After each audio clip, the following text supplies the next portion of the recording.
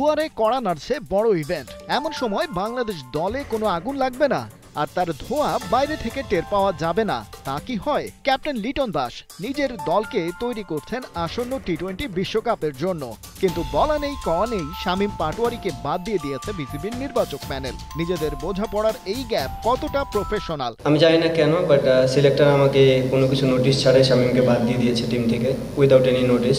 Selection committee সবসময় দলনায়ক এবং কোচের সঙ্গে একই সহাবস্থানে নাও থাকতে পারে কোনো খেলোয়াড়ের ব্যাপারে, এবং সেখানে কোনো অনুমতি নেওয়ারও প্রয়োজন নেই। 8 বছর ধরে বাংলাদেশ দলের প্রধান নির্বাচকের দায়িত্ব পালন করা সাবেক অধিনায়ক মিনহাজুল আবেদিন নান্নু একেবারেই ছেড়ে কথা বললেন না কাউকে। যে কোনো সিরিজ বা যে কোনো টুর্নামেন্ট আর বিশ্বকাপ খেলতে যাওয়ার আগে টিম ম্যানেজমেন্ট সিলেকশন প্যানেল একটা আন্ডারস্ট্যান্ডিং সবসময় থাকে।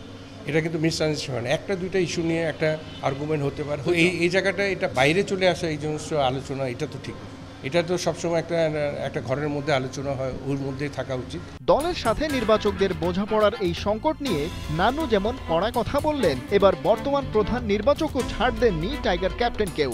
লিটনের প্রেস মিটের দিনই ভিডিও বার্তায় দেখিয়েছেন হাইকোর্ট। হাসি মুখে বলা কথাতেও প্রকাশ পেয়েছে সম্পর্কের শীতলতা। আমাদের নিয়ম মোতাবেক আমাদের দলটা ক্রিকেট অপারেশনসের মাধ্যমে বোর্ডের অনুমোদন নিয়েই ঘোষিত হয়। সিলেকশন কমিটির একটা এখতিয়ার আছে, আমরা we are accountable to the board. কিন্তু এত সব কথা চালাচালির মধ্যে কাজের কাজ যেটা হয়েছে তা হলো আয়ারল্যান্ডের বিপক্ষে সিরিজের প্রথম টি-20তে হেরে বসে আছে লিটন দাসের দল। অথচ টেস্ট সিরিজে ওই আইরিশদেরই কদিন আগে দিব্যি হোয়াইট ওয়াশ করেছিল টাইগাররা। বাংলাদেশ দলের ভেতরে চলা অস্থিরতার প্রভাব কি পড়ছে মাঠের লড়াইয়েও? টাইগারদের সাবেক অধিনায়ক নান্নু বলছেন, তেমন কিছু হওয়াই তো স্বাভাবিক। ম্যাচের আগে এই ধরনের সিচুয়েশন ক্রিয়েট হওয়া কিন্তু একটা টিমের জন্য কোনো সময় একটা ভালো উদ্যোগ না, এবং আমি এটা পার্সোনালি মনে করি যে এটা সবসময় টিমের পারফরমেন্সের একটা জিনিস, একটা ঘাটতির মধ্যে লেগে যায়।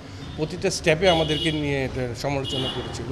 এন্ড অফ দ্য ডে আপনি দেখেন, আমরা যতগুলি প্লেয়ারকে প্রমোট করে গিয়েছি ওই প্লেয়ারই কিন্তু এখনও ডমিনেট করছে, এটার বাইরে কিন্তু কোনো খেলোয়াড় নেই।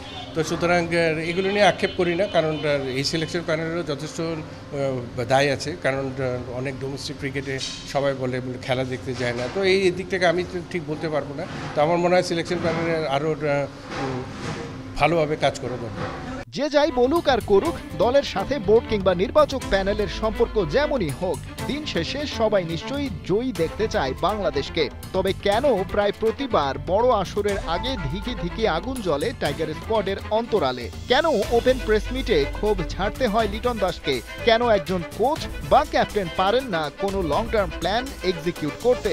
এই উত্তর কি দিতে পারবে আমিনুল ইসলাম বুলবুলের ক্রিকেট বোর্ড? সেই সমস্যার সমাধান কি জানা আছে?